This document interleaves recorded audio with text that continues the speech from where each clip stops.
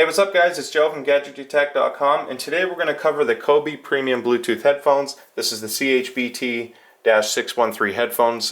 Basically, it's $37.99. You can get it in white or black. It has Bluetooth, but also has an aux input if the battery was to die and you still want to use them. It's basically marketed as a great gift item that doesn't reek of poor quality. You know, a lot of sub $40 headphones feel cheap, the packaging is cheap, they just don't look that good. So Coby is a great value brand. They make a lot of different things, but we're going to focus on the headphones today.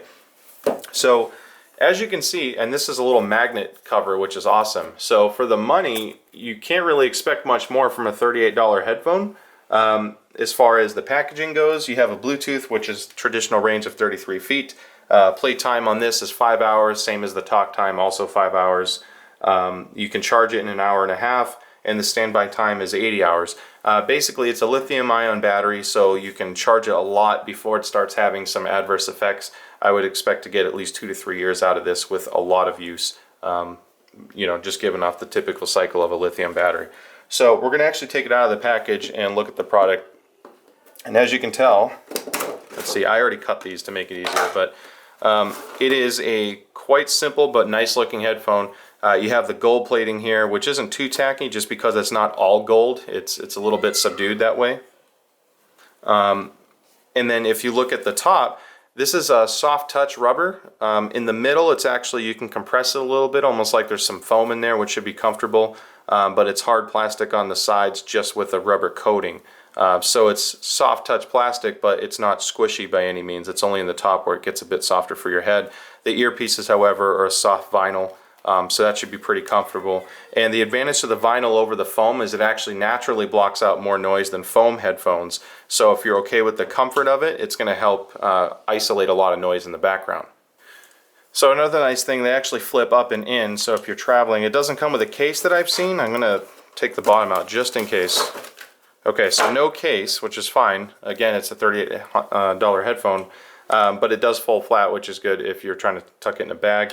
Look on the bottom of it, you have a 1/8 inch headphone jack and then a micro USB. It does come with an okay length micro USB charge cable. This is pretty typical for most chargeable devices. If anything, it's slightly longer, so it's a good cable length, fairly thin wire, nice and flexible. And then the headphone jack is a bit longer, which is good. And it's a thin one, which is nice because if you have a phone with a case, this one wire should still work. It doesn't have like a fat plug, which some of the cheaper wires do.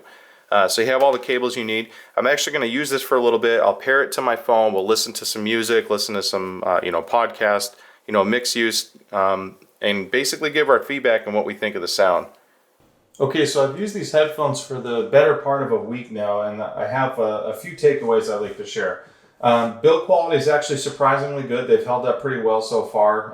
There's some flex in it, as you can see, which is nice. The fact that they collapse is great for sticking it in a bag without worrying about taking up too much space or being more fragile just by putting too much pressure on these sides. As you can see, the headphone gets pretty small, so if you have a smaller head, that's great. There's a lot of pressure on it because this is a little bit stiff. If you have a larger head, however, this translates to more pressure on your ears, and because these are on the ear headphones and not around the ear, meaning that the cup literally rests on your ear, you can have more ear fatigue. So if you have a larger head or you don't like too much pressure on your ears themselves, it might not be too comfortable over long periods of time. Shorter periods of time, they're great, you know, going to the gym or just wearing them around the house to listen to some music, that's fine. But I just wanted to point that out. If you have a smaller head or don't mind the on-the-ear headphone design, it'll work out fine. Bluetooth worked extremely well. It paired up immediately. Once I enabled the pairing mode by holding this button down, I had no problems there. There's forward and back on the tracks. You also have the play pause, and then if you tap the bottom, that's your dial button. So if it's paired to a phone and you double tap that, it'll call the most recent phone call that you made. The only thing it doesn't have that I wish it did, I know it's an inexpensive headset, it's $38. I wish it had a volume control on the headphones. Sometimes your phone's in your pocket because you're listening to music, or it's on your desk and you're doing stuff around the room, in my case, for example, and you can't change the volume on the headphones. You have to do it on the device that's streaming, so that is one thing you have to factor in. Battery life was excellent. I found that in most cases it matched or exceeded the ratings on the box. I didn't have any problems there. So headphone life was pretty good. Sound quality, this is the, say the best for last. So it's a lot louder than getting, I have Turtle Beach headphones that plug into the headphone jack on my Samsung Galaxy phone. It's the S9 Plus. I can set it to full blast, and the Turtle Beach headphones do not get as loud as these do. These get quite a bit noisier.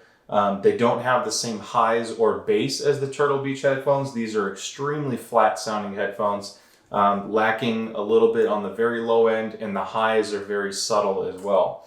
The advantage of that, though, is if you like to listen to music at loud volumes, this doesn't hurt your ears as much. I found that I can listen to this at a louder volume than many headphones that I own without having as much pain in your ear from the noise, because they're not too bright or shrieky.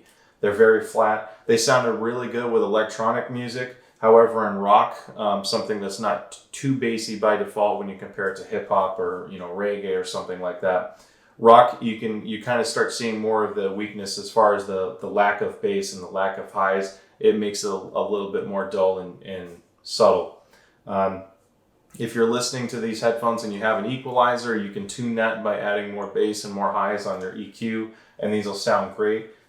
So long story short, for $38, you can't really expect audiophile level sound quality. I've heard better sounding headphones for $30, but they weren't wireless. They didn't have Bluetooth built in. So the fact that you're getting a battery, Bluetooth technology, it's actually a really nice build quality. I think the packaging is excellent. They're not perfect headphones, but you do have to cut costs somewhere. I think they get very loud, and the sound quality is adequate in a lot of listening scenarios. So I still recommend them if you're looking for a premium product for under $50 for a gift or even for yourself, because you're on a budget. There's not many headphones in that price range that give you Bluetooth, that level of volume, and the build quality and fit and finish that this one gives you. So I think they have a pretty good product. If you have any questions, shoot me a comment below. Again, this sells for $38. You can get it in white or black. And that about wraps it up. Thank you so much for watching, and we'll see you next time.